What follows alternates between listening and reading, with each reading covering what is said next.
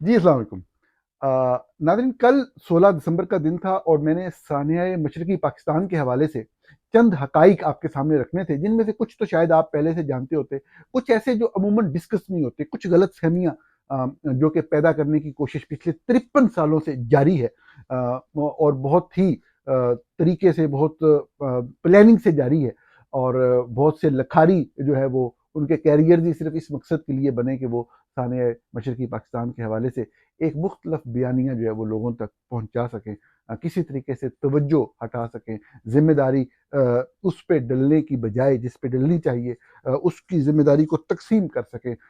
پورے شروع کے جو آپ کہہ لیں 70s 80s 90s یہی چلتا رہا، لکھاریوں کے ذریعے یہ رکھوایا جاتا رہا۔ پچھلے 20 سالوں میں بہرحال کچھ تبدیلی آئی۔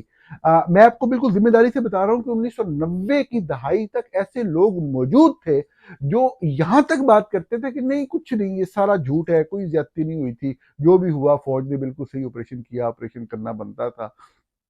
اور وہ مطلب ہے کہ بہت غلط ہو رہا تھا، اور پتہ نہیں بھارتی سازش اور پتہ نہیں کیا کیا، اور وہ سب چیزوں کو جسٹیفائی کرتے تھے، درست کہتے تھے، اور اس کو انڈین ایگریشن کا نام دیتے تھے، اور چند غداروں کی وجہ سے ایسا ہوا، اور پھر گالیاں بھی نکالتے تھے، جادو کرنے والی قوم اور یہ اور وہ۔ تو یہ خیر سنتے ہم جوان ہوئے۔ بعد میں کچھ تبدیلی آئی، کچھ تھوڑی بہت آزادی ہوئی، کچھ لوگ سچ بولنے والے زیادہ تعداد میں آئے، پہلے بھی تھے سچ بولنے والے، بعد میں زیادہ آئے۔ شاید حمود الرحمان کمیشن رپورٹ کے منظر عام پہ آ جانے کے بعد جو ہے وہ بنیادی حقائق، خصوصاً قتل عام کے حوالے سے اور ریپ کے حوالے سے ان کی جب تصدیق ہوئی تو ایک مختلف بیانیہ بھی بنا، اور اب بہرحال ایک لوگوں کی اکثریت یہ تسلیم کرتی ہے کہ ظلم کی تمام حدیں پار کی گئیں۔ لوگ یہ مانتے ہیں کہ اتنا ظلم شاید ہی چشم عالم نے حالیہ انسانی تاریخ میں کہیں دیکھا، جہاں خصوصاً عورتوں کی جو عزت ہے اس کو لوٹنے کے حوالے سے جو بے دردی کے ساتھ ہماری بہنوں کو، ہماری ماؤں کو جس طرح کچلا گیا چند شرپسند اور چند بے غیرت فوجیوں کی طرف سے، اس کی مثال جو ہے موجودہ انسانی تاریخ میں، ہمیں موجودہ تاریخ کے اندر پچھلی کئی دہائیوں کے اندر جو ہے وہ نہیں نکلتی، اور یہ جو سرنڈر ہوا اس کے بعد الٹیمیٹ، وہ بھی انسانی تاریخ کا، موجودہ انسانی تاریخ کا سب سے بڑا فوجی سرنڈر تھا۔ میں آگے چلنے سے پہلے ایک میں نے تحریر دیکھی جناب الطاف حسن قریشی صاحب کی، اس کے چند جملے پڑھتا ہوں تاکہ یہ جو شرمندگی جو پوری قوم کو اٹھانی پڑی، اس کا جو منظر تھا وہ آپ کے سامنے میں کلیئر ہو کہ پاکستان کا پرچم سرزمین ڈھاکہ پر سر نگوں ہو گیا۔ جنرل نیازی اپنا ریوالور کھولتے ہیں اور گولیوں سے خالی کر کے جنرل اروڑا کے ہاتھ میں تھما دیتے ہیں۔ جنرل نیازی کے تمغے اور رینک سر عام اتارے جاتے ہیں، ان کا چہرہ گہرے سمندر کی طرح ساکت رہتا ہے، ہجوم کی طرف سے گالیوں کی بوچھاڑ ہو جاتی ہے۔ جنرل نیازی اپنی جیپ کی طرف آتے ہیں جس کا بھارتی فوجیوں نے محاصرہ کر رکھا ہے، قصاب، بھیڑیے اور قاتل کا شور بلند ہوتا ہے۔ یہ یقیناً بنگالی زبان کے الفاظ کو اردو میں ترجمہ کر کے لکھا گیا ہے۔ جنرل نیازی اپنی گاڑی میں بیٹھنے والے ہیں، ایک آدمی محاصرہ توڑ کے آگے بڑھتا ہے اور ان کے سر پر جوتا دے کر مارتا ہے۔ ہائے یہ رسوائی، یہ بے بسی، یہ بیچارگی، یہ ذلت، یہ حزمیت، یہ تاریخ میں کبھی نہ دیکھی تھی۔ لیکن بات یہاں تک پہنچی کیسے؟ میں چند حقائق جو آپ کے سامنے رکھنا چاہتا ہوں، غلط فہمیاں جو پیدا کی گئیں شروع کے 30 سالوں میں مختلف لکھاریوں کے ذریعے، اس حوالے سے، اس سے پہلے جو بنیادی وجوہات جن کا تذکرہ آپ سنتے رہتے ہیں، لیکن میں شاید اس طرح سے بیان نہیں کیا جاتا، میں مختصر 2-3 چیزیں آپ کے سامنے بیان کر دوں۔ بنیادی ترین چیز جو اکانومی ہوتی ہے، بہت بنیادی چیز ہوتی ہے، آج کے دن بھی آپ آس پاس سے جو مرضی باتیں کرتے رہیں، فیکٹس کے بیس پہ اگر بات کرنی ہے تو خود ریسرچ کر لیں، کچھ فیکٹس کو اکٹھے کریں، آپ یہ دیکھیں کہ دونوں حصوں میں سے ایکسپورٹس کس کی زیادہ تھی نا، مشرقی پاکستان کی یا مغربی پاکستان کی؟ تو اگر مشرقی پاکستان کی ایکسپورٹس زیادہ تھیں، اس کا فیکٹس کا اور فگرز کا ڈیٹا آپ کو مل جائے تو پھر یہ دیکھیں کہ اس ایکسپورٹ کی زیادہ ہونے کا بینیفٹ کون اٹھاتا تھا۔ تو بنیادی طور پہ ایک اس طریقے سے غلامی کے اندر جکڑنے کی کوشش کی گئی اور ان کو محکوم رکھنے کی کوشش کی گئی ان لوگوں کو جنہوں نے تصور پیش کیا پاکستان کا، وہ لوگ جو کہ تحریک چلانے والے تھے، جو بانیان تحریک تھے، جو پورا پاکستان بنانے کا کریڈٹ جن لوگوں کے پاس تھا، جن لوگوں نے صحیح معنوں میں سٹرگل کی تھی، جو اس ساری چیز کے کو کریٹ کرنے والے، جنم دینے والے تھے اس چیز کو، ان کے بارے میں یہ کہا گیا کہ جی شاید اتنا فاصلہ زیادہ تھا کہ ان کو حقوق دینا تھوڑا سا مشکل تھا۔ بیسیکلی یہ مائنڈ سیٹ ہی عجیب سا ہے کہ جی ان کو حقوق تو انہوں نے ہمیں دینے تھے، وہ اکثریت میں تھے، وہ طاقت میں تھے، وہ پڑھائی لکھائی میں ہم سے زیادہ تھے، وہ شعور میں ہم سے آگے تھے، ہم لوگ جو ہے ہم کو آزادی انہوں نے دلوائی تھی۔ لیکن وہی ایسٹ انڈیا کمپنی، وہ فوج جو وہاں پہ تیار ہی اس علاقے کو رول کرنے کے لیے کی گئی، انفارچونیٹلی وہ پاکستان والے حصے کے اندر وہ ڈومینیٹ کر گئی، اور انڈیا کے اندر چند اچھے پولیٹیشینز جو ہیں انہوں نے اقتدار سنبھالا بھی صحیح، اور کچھ فوجی جرنیل بھی اچھے تھے جنہوں نے اپنے آپ کو اس ملک کے آئین اور قانون کا تابع کیا۔ پاکستان کے اندر جو حقائق یہ والے، جس طرح میں نے آپ کے سامنے ایک اکنامک پہلو رکھا، سب سے بنیادی چیز اکنامی ہوتی ہے، لینگویج رائٹ، جس طریقے سے لینگویج کو 1948 میں جناح صاحب نے جو ہے وہ قرار دے دیا نیشنل لینگویج، اور جو کہ ایک بڑی بنیادی سی اور ایک چھوٹی سی چیز تھی جس کو کسی وقت بھی انڈو کیا جا سکتا تھا، نہیں کیا گیا،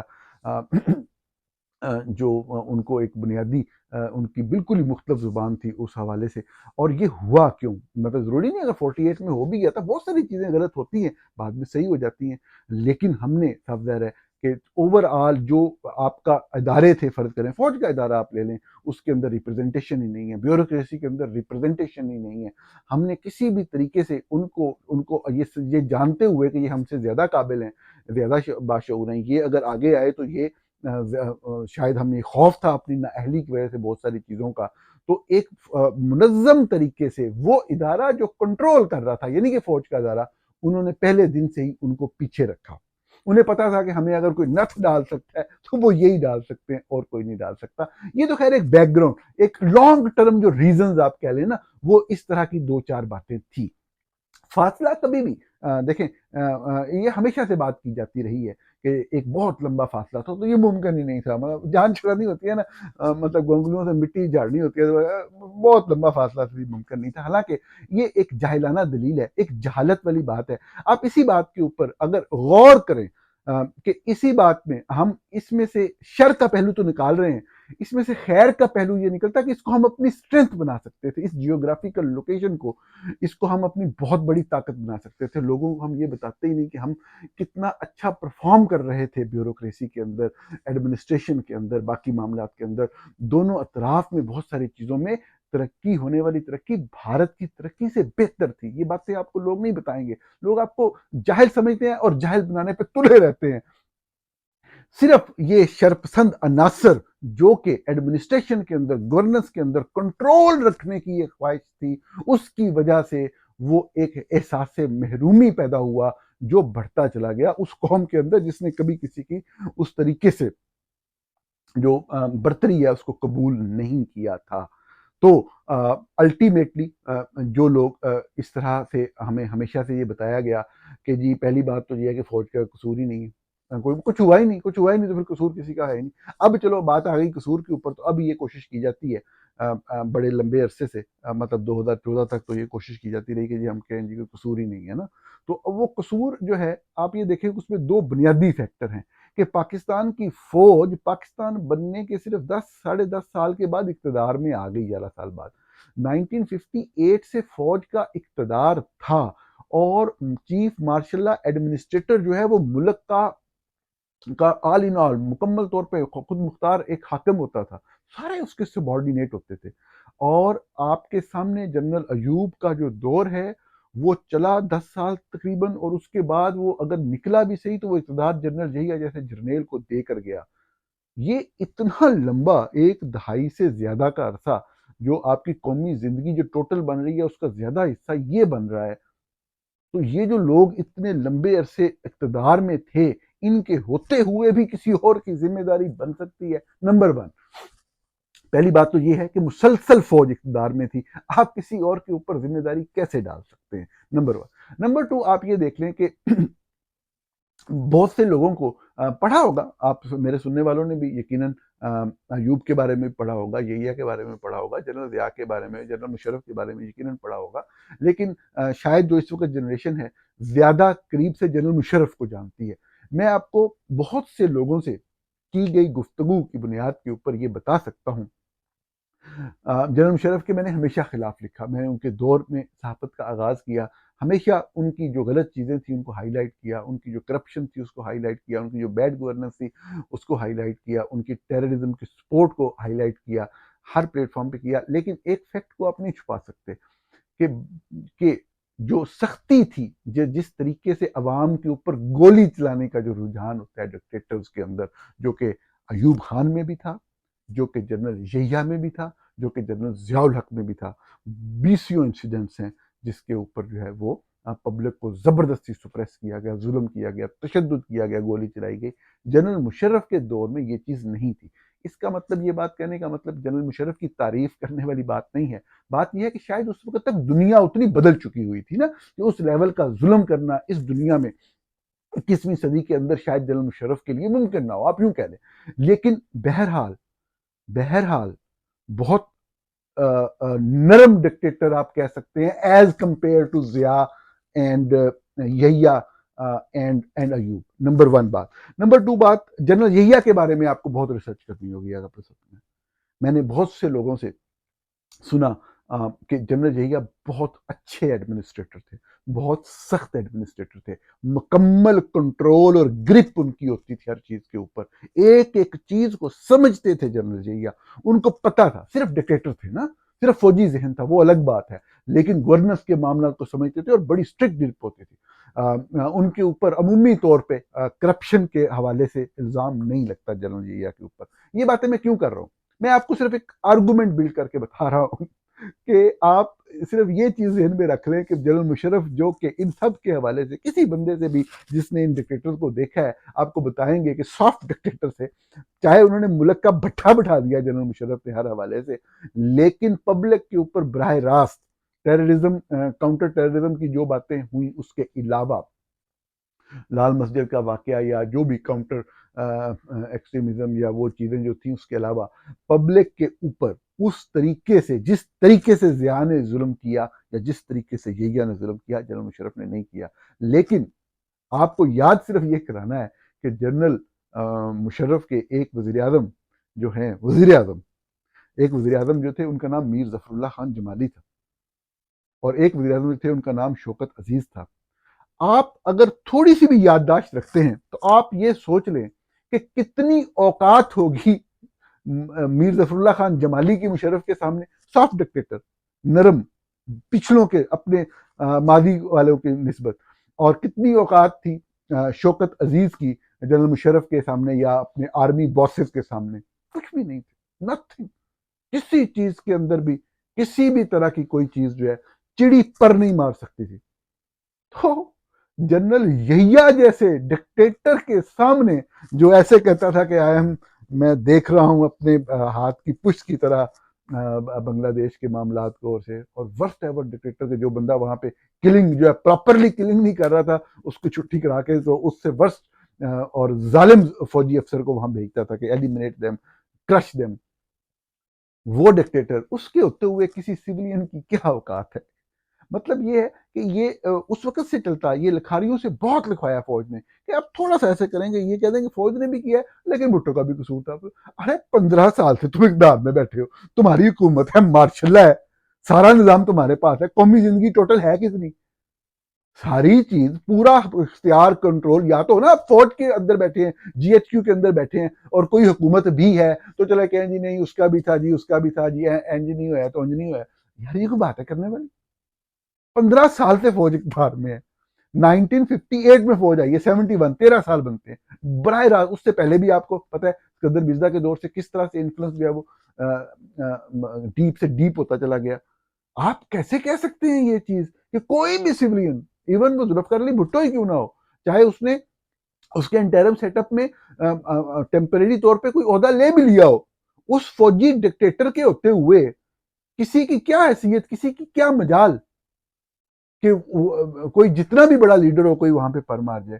بالکل سیولین سے ایک نہیں 100 باتوں پہ اختلاف کیا جا سکتا ہے، بھٹو صاحب کی ایک نہیں 100 غلطیاں ہوں گی، لیکن اتنے بڑے تاریخی سانے کو، اتنے بڑے فوج کے ظلم کو یہ کہہ دینا کہ جی نہیں ان کا بھی قصور تھا، ان کا بھی تھا، یہ تو کوئی بات نہیں ہے. ہمیشہ سے یہ ہوتا آ رہا ہے، ہر سال یہ لوگ کرتے ہیں. آپ شروع ہو جائیں 71 سے آپ سٹارٹ ہو جائیں، آپ کو ہر سال تاریخ ملے گی ان لکھاریوں کی جو یہ بات لکھتے چلے آتے ہیں کہ جی اس کا بھی قصور تھا، اس کا بھی تھا، یہ تو کوئی بات نہیں، جن کا قصور سب کو پتہ ہے، جنہوں نے قتل وہاں پہ قتلوں کی وجہ سے، قتل ہونے کے دوران شیخ مجیب کھڑا ہو کے کہتا تھا کہ یہ میں 6 نکات پیش کرتا ہوں، میں یہ بات کرنے کو تیار ہوں، میں یہ بات کرنے کو تیار ہوں، وہاں پہ قتل و غارت رکی نہیں رہی، آپ نے ظلم کے اتنے اتنے پہاڑ کر دیے۔ اور ایک چیز مطلب اس میں کوئی بھٹو صاحب کی کوئی کمی والی بات نہیں ہے یا زیادتی والی بات نہیں ہے، Sheikh Mujib was a great leader. یہ جو لوگ بات کرتے ہیں جی اس کے اوپر الزام لگاتے ہیں، یہ تو ہر کسی کے اوپر الزام لگ جاتا ہے، سارے لوگ ہی غدار ہیں، میں بھی غدار، آپ بھی غدار، ہم سارے 22 کروڑ غدار ہی ہیں نا سارے۔ Sheikh Mujib was a ideological person, he was a ideological leader, ایک رہنما تھا، ایک سوچ تھی، ایک انٹیلیجنسیا کا حصہ تھا، پڑھے لکھے لوگوں میں اٹھنے بیٹھنے والا کوئی جگیردار وڈیرا، کوئی قابض کیا ہوا نہیں تھا، کوئی سلیکٹڈ نہیں تھا جس کو سلیکٹڈ کر کے لگایا گیا ہو، عوام کا نمائندہ، عوام کا رہنما، عوام کا لیڈر تھا، لیکن ان لوگوں کا لیڈر تھا۔ خیر یہ بات بھی بیگیلو کریڈٹ دینا چاہیے کہ جب اس کی بیٹی اقتدار میں آئی وہ ڈکٹیٹر بنے تو انہوں نے اس کی ڈکٹیٹرشپ بھی قبول نہیں کی، یہ بنگالیوں کی اویئرنیس کی ایک ڈفرنٹ بات ہے۔ لیکن جو 71 کا ظلم ہے، جو اتنے میسو سکیل کے اوپر کلنگ کی ہے فوج نے، اس کو آپ کس طریقے سے کر سکتے ہیں؟ کس طریقے سے وہ جو مسلسل اقتدار میں ہی فوج ہے، آپ کسی اور کو کیسے ذمہ دار ٹھہرا سکتے ہیں؟ ارے بھٹو صاحب بعد میں پرائم منسٹر بنے پاکستان ٹوٹنے کے بعد، اس سے پہلے اگر کوئی عہدہ تھا بھی صحیح تو ڈکٹیٹر کے اندر کوئی کیا کر سکتا ہے؟ کیسے ممکن ہے؟ ایک سافٹ ڈکٹیٹر مشرف کے اندر کوئی کچھ نہیں کر سکا تھا۔ خیر تو اس سے بھی اہم بات جو میں نے دیکھی، کسی نے کامنٹ کیا کہ ایک اور سانحہ 2014 میں، خیر جو بھی اس کے اوپر بات کروں گا تو بات وہ ایسے لگے گا جیسے باعث ہے، لیکن تھا ذرا بڑی توجہ بدلنے کی کوشش کی گئی کہ ہمیشہ حمود الرحمان کمیشن رپورٹ آنے کے بعد پوری طرح سے ایک الزام لگتا ہے اور وہ سرنڈر کی باتیں ہوتی ہیں، لیکن آج بھی لوگ وہی بات کرتے ہیں۔ لیکن دوسرا سانحہ 2014 16 دسمبر اے پی ایس میں قتل عام بچوں کا، تو اس کے جو بھی حقائق ہیں اس پہ بھی کبھی تفصیل سے بات بعد میں کر لیں گے۔ لیکن کسی نے بڑی خوبصورت بات لکھی کہ 2 بڑے بڑے سانحات ضرور ہوئے 16 دسمبر کو، لیکن اس سے بڑا سانحہ یہ ہے کہ ہم نے سبق نہیں سیکھا ان دونوں سانحات سے۔ تو اس سبق نہ سیکھنے کا آپ نے دیکھا ہوگا کہ بلوچستان کے اندر ظلم کی تمام انتہائیں پار کر دی گئی۔ شاید لوگ بنگلہ دیش کو بھول جائیں جس طریقے سے بلوچستان میں معصوم بلوچ لوگوں کو اٹھا اٹھا کے مارا جاتا ہے، غائب کیا جاتا ہے، لاشیں ہیلی کاپٹر سے گرائی جاتی ہیں، لوگوں کو کتنے تشدد کا نشانہ بنایا جاتا ہے، کہیں پہ ان کے اسٹوڈنٹ نظر آتے ہیں ان کو نشانہ بنایا جاتا ہے۔ اور آپ یہ دیکھیں کہ یہ تو ایک الگ بات ہے، لیکن قومی سطح پہ رویہ کیا ہے؟ 2 مثالیں دے کے بات ختم کرتا ہوں اس بات کے اوپر کہ ہم نے کیا سیکھا کہ پاکستان کا سب سے بڑا اخبار جنگ اخبار ہے نا، اور میں ہمیشہ مطلب ہے اس لیے نہیں کہ میں ان کے ساتھ ایسوسیٹ کبھی رہا تو ان کی تعریف کرتا تھا، میں ہمیشہ کرتا تھا، آج بھی ان کے ساتھ بہترین صحافی، بہترین لوگ موجود ہیں، لیکن ساتھ میں اسٹیبلشمنٹ کا پریشر ہے، اسٹیبلشمنٹ کا کنٹرول ہے بہت ساری چیزوں پہ۔ آپ یہ دیکھیں کہ ان اخبار کے اندر آئی ایس آئی نے یہ خبر چھپوائی، مہرنگ بلوچ جس کو پورا بلوچستان آپ کہیں کہ بلوچ پاپولیشن کی 90% لوگ آپ کہہ لیں، بہت زیادہ کم بھی کر لیں آپ، 90% لوگ ان کو اپنی بیٹی مانتے ہیں، اپنی لیڈر مانتے ہیں، اپنی نمائندہ مانتے ہیں۔ اس کے بارے میں کہا، اس کے کردار پہ الزام لگایا کہ ہوٹل کے کمرے میں فلاں لڑکے کے ساتھ تصویر بن گئی، پکڑی گئی ہے، وہ کردار کشی کوشش کی، روزنامہ جنگ، ایسی خبر قومی ادارے کی طرف سے جنگ جیسے بڑے اخبار میں چھپنا اس وقت مہرنگ بلوچ کے بارے میں، کیا اس کے بعد کسی بھی حوالے سے کوئی جواز بچتا ہے کہ آگے ہم اکٹھے چل سکیں؟ آپ خود سوچئے، میری بات آپ کو شاید بری لگے بہت سارے لوگوں کو، لیکن سوچئے ایک بیٹی قوم کی علامت ہے ان کی، اس کے اوپر آپ کردار کشی کا الزام سب سے بڑے اخبار میں لگا رہے ہیں۔ پیچھے کیا چھوڑا آپ نے؟ صرف ایک دن پہلے کی بات ہے، وہ نسٹ میں نمل میں جا کے یہ جو صاحب ہیں D G I S P R, ان کی جب تعیناتی ہوئی تھی، میں نے اس وقت یہ بات اس لیے کہی تھی، ان کے والد کے ٹیررسٹ یا یو این ڈکلیئر ٹیررسٹ ہونے کے حوالے سے میں نے اس لیے نہیں کہی تھی کہ میرا کوئی بغض یا وہ تھا، کسی کا بیٹا صحیح بھی ہو سکتا ہے، اس لیے کہی تھی اس نے ڈسون تو نہیں کیا نا اپنے باپ کو، یا تو ڈسون کیا ہوتا کہ اس نے جو بھی کیا وہ غلط ہے۔ یہ ذہنی مریض لوگ ہیں۔ ابھی وہاں پہ بیٹھے ہوئے پختون بچوں سے بات کرتے ہوئے اس نے کیا فکرہ کہا کہ اپنے جہیز میں لے کے آئے ہوئے ہیں، اور ابھی نمل میں بیٹھ کے کسی طالب علم نے کہا کہ آپ تو یہاں بیٹھے اپنا موقف دے رہے ہیں، یہاں پہ ہمیں چاہیے کہ ہم دیکھیں بیٹھے کہ مہارنگ بلوچ بیٹھی ہیں، یہاں پہ دوسرے پختون لیڈر بیٹھے ہیں، منظور پشتین بیٹھے ہیں، اور ہم وہ اپنی بات کریں، ہر ہم سوال کریں، ان کو تو یہاں آنے کی اجازت نہیں ہے۔ تو آگے سے کہتے ہیں کہ یہاں بیٹھنے کے لیے پہلی شرط ہے کہ بندے کا پاکستان ہونا،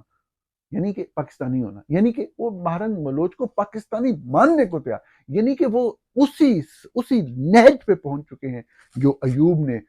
سکسٹیز کے اندر امریکہ کو لکھ کے بتایا تھا، اور اس کا اعتراف اپنی کتاب کے اندر کیا کہ ہم مشرقی پاکستان کو علیحدہ کر دیں گے۔ پہلے سے سوچ کے بیٹھے ہوتے ہیں، فیصلہ کر کے بیٹھے ہوتے ہیں۔ یہ فیصلہ نہیں کیا ہوا انہوں نے، یہ جو لفظ، یہ فکرہ جو اس کا ہے، یہ جو خبر انہوں نے جنگ میں چھپوائی مہرنگ بلوچ کے بارے میں، اور جو یہ بات اس نے کہی ہے کہ جہاں بیٹھنے کے لیے سب سے پہلے پاکستانی ہونا ضروری ہے، تو یہ ڈیزائن ان کا بہت کلیئر ہے۔ جب بھی قابض فوج ہوتی ہے تو وہ اس کے الفاظ بھی یہی ہوتے ہیں، ان کا ایجنڈا بھی یہی ہوتا ہے، اور کوئی بھی شخص جو اس طرف نشاندہی کرے اور وہ غدار ہے، وہ شیخ مجیب کی طرح غدار ہے، کیا کریں۔ بہرحال یہ بدقسمتیوں کی ایک داستان جس کا اس میں سچ ہے، اور سچ کو دہرایا جانا ضروری ہے، دہرایا جاتا رہے گا۔ کل پھر آپ سے ملاقات